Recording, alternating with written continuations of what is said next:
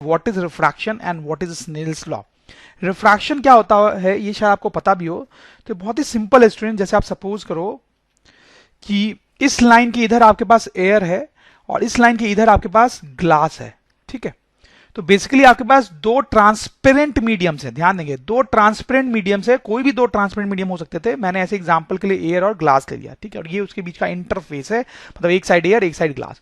आप सपोज करो यहां से कोई लाइट रे आती है स्टूडेंट्स, ठीक है, इस तरह से लाइट रे आती है, वो एयर में ट्रैवल कर रही है, आप देख रहे हो एयर में क्या कर रही है, वो ट्रैवल कर रही है, ठीक है। अभी जब ग्लास में जाएगी तो कैसे जाएगी, देखो अगर इधर ग्लास नहीं एयर ही होता, ग्लास नहीं एयर ही होता तो क्या होता है स्टूडेंट्स, तो बहुत सिंपल सी बात है कि अगर यहां पे सिर्फ ग्लास होता, सिर्फ एयर होता तो ये लाइट जो है आगे सीधे चली जाती, ठीक है, राइट। लेकिन अब क्यों यहां पे मीडियम चेंज हो रहा है, मीडियम जो है चेंज हो रहा है, तो ये सीधे नहीं जाती है स्टूडेंट, अब ये लाइट रे जो है बेंड हो जाती है, कुछ इस तरीके से बेंड हो जाती है, समथिंग लाइक दिस, ठीक है। तो ये जो बेंडिंग का फेनोमेना है ना, उसको रिफ्रैक्शन बोलते हैं। अगर लाइट एक मीडियम से दूसरे मीडियम में, दूसरे ट्रांसपेरेंट मीडियम में इंटर करती है तो उसका पाथ जो है वो बेंड हो जाता है, और इसी फिनोमेना को हम रिफ्रैक्शन बोलते हैं। हम लिख भी सकते हैं इसको। तो आप देखिए when light travels from one medium to another, bending takes place, उसकी बेंडिंग होती है। This phenomena is called refraction. Simple में यही रिफ्रैक्शन है। अब देखो students, what is Snell's law. Snell's law is at the very heart of refraction. Snell's law के बिना रिफ्रैक्शन पढ़ना पॉसिबल ही नहीं है। तो देखो मैं आपको बताता हूं स्नेल्स लॉ क्या है। जैसे ये लाइट रे आई, ठीक है, तो इस लाइट रे को बोला जाएगा इंसिडेंट रे। क्या बोला जाएगा स्टूडेंट्स, इंसिडेंट रे। ये जो लाइट रे अब बेंड होके गई, इसको बोला जाएगा रिफ्रैक्टेड रे, राइट स्टूडेंट्स, ठीक है। अब देखो स्टूडेंट्स, यहां पे एक नॉर्मल ड्रॉ किया जाएगा, ये इंटरफेस है ना, इंटरफेस है, और यहां पर लाइट इंसिडेंट हुई है, पॉइंट ऑफ इंसिडेंस। तो यहां पर एक परपेंडिकुलर अगर हम ड्रॉ करते हैं कुछ इस तरीके से, ठीक है, so this will be called normal, students, ठीक है, फाइन। अब देखो ये जो है इसको रब कर देते हैं, इसकी जरूरत नहीं है हमें, ठीक है, इससे कंफ्यूजन ही क्रिएट होगा, ठीक है। तो ये इंसिडेंट रे है, ये नॉर्मल है, और ये है रिफ्रैक्टेड रे, ठीक है स्टूडेंट्स। अब देखो ये जो एंगल है इसको क्या बोलेंगे, angle of incidence. This is angle of incidence. तो आप देख सकते हो ये सब बहुत सिंपल बातें हैं, और ये जो एंगल है इसको आर से डिनोट करेंगे, this is called angle of refraction, ठीक है स्टूडेंट्स। ये जो मीडियम है उसका रिफ्रैक्टिव इंडेक्स मान लो μ1 है, और ये जो मीडियम है उसका रिफ्रैक्टिव इंडेक्स μ2 है। तो स्नेल्स लॉ ये बोलता है कि μ1 sin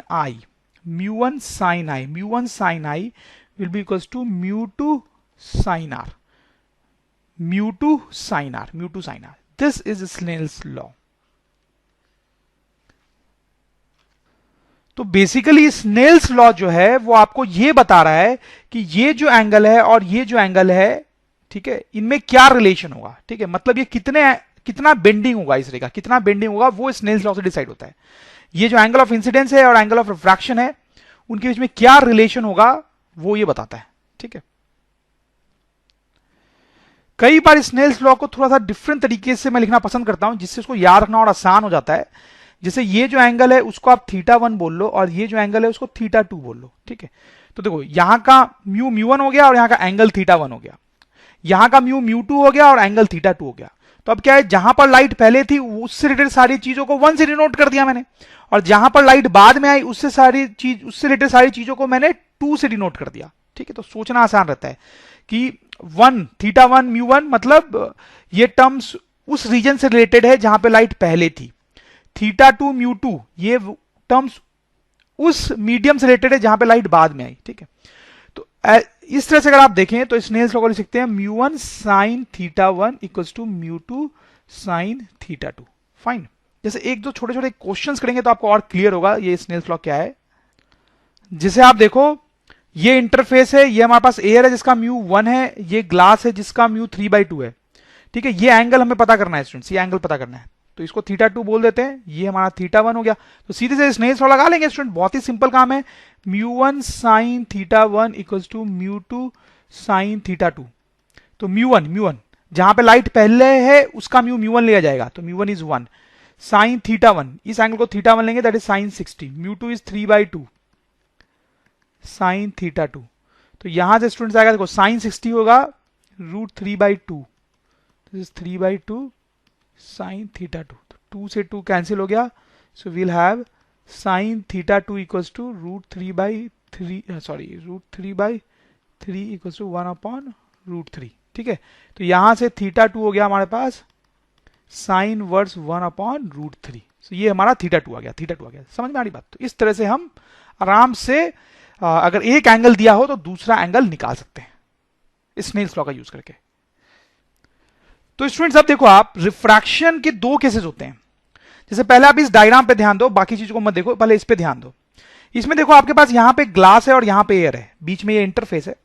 तो ग्लास और एयर दोनों में से कौन डेंसर और कौन रेयरर मीडियम है, आप मुझे जरा बताएं। बहुत ही सिंपल सी बात है students, obviously glass will be denser medium, ठीक है, and air will be our rarer medium. ठीक है स्टूडेंट्स, अब देखो एक लाइट रे ऐसे आ रही है, तो ये जो लाइट रे है वो डेंसर से रेयर जाने की कोशिश कर रही है। कैसे कोशिश कर रही है? डेंसर से रेयर जाने की। तो वही लिखा हुआ है first part, denser to rare. अब ये डायग्राम को देखो स्टूडेंट्स, इसमें आप देखो ये जो ग्लास हमारा वो डेंसर मीडियम हो गया और एयर जो है वो रेयर मीडियम हो गया। तो इसमें जो लाइट रे जा रही है वो रेयर टू डेंसर मीडियम जा रही है, वही लिखा हुआ है यहाँ पे, rare to denser, rare to denser. समझ में आ रही बात आपको? तो रिफ्रैक्शन पढ़ते टाइम दो केस हो सकते हैं कि लाइट रे डेंसर से रेयर की तरफ जा रही हो या फिर रेयर से डेंसर की तरफ जा रही हो। दोनों केस में क्या अलग होता है वही हम यहाँ पे देखने वाले हैं। It's a very important point as well as a simple point. तो सबसे पहले तो स्टूडेंट्स आप यहाँ पे नॉर्मल ड्रॉ करो। ठीक है, सबसे पहले आप यहाँ पे नॉर्मल ड्रॉ करेंगे। ये हमारा θ1 है, एंगल ऑफ इंसिडेंस। वैसे ही यहां पर भी आप नॉर्मल ड्रॉप करो और ये हमारा θ1 है यहाँ पे, एंगल ऑफ इंसिडेंस। ठीक है, अब देखो यहां पर जो लाइट है वो कैसे बेंड होगी, देखो आप। जैसे देखो यहां पर आप स्नेल्स लॉ लगाते हो, तो आप क्या लगाओगे? Snell's law μ1 sin θ1 equals to μ2 sin θ2। μ1 sin θ1 equals to μ2 sin θ2। ठीक है, यहां पर आप देखो इस वाले केस में क्या है कि μ1 जो है ग्लास का म्यू होगा और μ2 एयर का होगा। समझ लो, पहले लाइट यहां पे थी तो इसका म्यू μ1 है, बाद में लाइट यहां पे तो इसका म्यू μ2 है। तो μ1 ज्यादा है या μ2 ज्यादा है? आप देखो μ1 ऑब्वियसली ज्यादा है और μ2 ऑब्वियसली कम है, राइट? तो μ1 is more and μ2 is less. समझ लो मेरी बात को, बहुत ही सिंपल है। μ1 ज्यादा है और μ2 जो है वो कम है। तो what do think of θ1 and θ2? इनके बीच में क्या रिलेशन होना चाहिए? μ1 अगर ज्यादा है और इधर μ2 कम है, तो μ1 ज्यादा है तो ये sin θ को कम होना पड़ेगा, तो θ विल बी लेस, और ये sin θ2 को ज्यादा होना पड़ेगा, मतलब θ2 विल बी मोर। तभी तो ये इक्वलिटी होल्ड करेगी ना, इक्वलिटी होल्ड करेगी। ये बड़ा है तो ये इसको छोटा होना पड़ेगा, ये छोटा है तो इसको बड़ा होना पड़ेगा। तो θ2 will be greater, θ2 will be large, θ2 will be large. इस केस में θ2 विल बी ग्रेटर देन θ1। तो इसका मतलब ये है कि ये जब लाइट रे बेंड होगी तो ये कुछ इस तरीके से बेंड होगी, समथिंग लाइक दिस। और ये जो एंगल है ये मेरा θ2 होगा। आप क्लियरली देख सकते हो θ2 बड़ा है, θ2 बड़ा है। ठीक है, तो इधर का म्यू छोटा था तो θ बढ़ गया, म्यू छोटा था तो θ क्या हो गया? बढ़ गया स्टूडेंट्स, बढ़ गया। ठीक है, यहां पे देखो क्या होगा स्टूडेंट्स, आप समझ गए होंगे। यहां पे तो बहुत सिंपल कहानी है, वन सेकेंड वही कहानी रिपीट होगी। μ1 sin θ1 इक्वल्स टू μ2 sin θ2। तो ये यहाँ पे ये μ1 है, ये μ2 है। μ2 बड़ा है, μ1 छोटा है, राइट? एयर का म्यू कम होगा, ग्लास का म्यू ज्यादा होगा, राइट? तो देखो μ1 जो है आपके पास छोटा है, μ1 छोटा है और μ2 बड़ा है।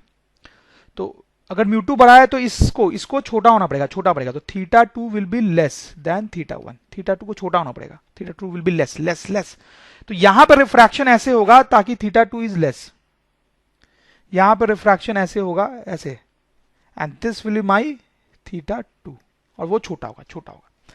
तो अब इन दोनों डायग्राम्स को देखें, this is very important students. तो इसमें आप देखो लाइट रे जब ऐसे आई, ठीक है, तो इस तरह से बेंड हुई अवे फ्रॉम नॉर्मल। इसमें बोल सकते हैं कि लाइट रे बेंड हुई और नॉर्मल से दूर की तरफ गई है, away from normal, away from normal. इसमें लाइट रे जब बेंड हुई है तो वो टुवर्ड्स नॉर्मल आई है, टुवर्ड्स नॉर्मल। तो ये याद रखना है आपको स्टूडेंट्स, ठीक है, कि कब light away from normal bend होती है और कब टुवर्ड्स नॉर्मल बेंड होती है, ठीक है। जब डेंसर से रेयरर जाती है, डेंसर से रेयरर, ये डेंसर था, ये रेयरर, तो अवे फ्रॉम नॉर्मल, ध्यान देंगे। जब रेयर से डेंसर जाती है, रेयर से डेंसर, देखो ये रेयर था, ये डेंसर, तो टुवर्ड्स नॉर्मल, टुवर्ड्स नॉर्मल, ठीक है। कुछ लोगों को ये याद रखने में थोड़ी डिफिकल्टी होती है, तो मैं ऐसा रिकमेंड करता हूं कि आप ऐसे याद रखो कि देखो यहां पर अगर म्यू कम हुआ है, म्यू कम हुआ है, बाद में म्यू कम हुआ है, तो एंगल ज्यादा होगा, एंगल ज्यादा होगा, एंगल ज्यादा हो जाएगा। देखो यहां बाद में म्यू ज्यादा हुआ है, म्यू ज्यादा हुआ है, तो एंगल कम हो जाएगा, एंगल कम हो जाएगा। तो म्यू और एंगल उल्टा चलता है, म्यू और एंगल उल्टा चलता है। देखो यहां पर जब लाइट रे ऐसे आई, लाइट रे ऐसे आई, तो म्यू कम हुआ, म्यू कम हुआ, थीटा बढ़ा, थीटा बढ़ा। यहां पर लाइट रे जब आई तो म्यू बढ़ा, म्यू बढ़ा, थीटा क्या हुआ, कम हुआ, ठीक है। तो इस तरह से भी आप याद रख सकते हो। तो स्टूडेंट्स, अगर ड्रोन स्टडी की ये वीडियोस आपको अच्छे लग रहे हैं तो आप प्लीज इनको लाइक करें, सब्सक्राइब करें, कमेंट्स लिखें स्टूडेंट्स, अपने थॉट्स बताएं, हमारे साथ शेयर करें कि आप और क्या चाहते हैं। और इतना ही नहीं स्टूडेंट्स, सबसे इंपॉर्टेंट नीचे शेयर बटन पे क्लिक करें और अपने दोस्तों के साथ इन वीडियोस को व्हाट्सएप और फेसबुक पे शेयर करें स्टूडेंट्स, ताकि वो भी इन वीडियोस का फायदा उठा सकें स्टूडेंट्स, राइट।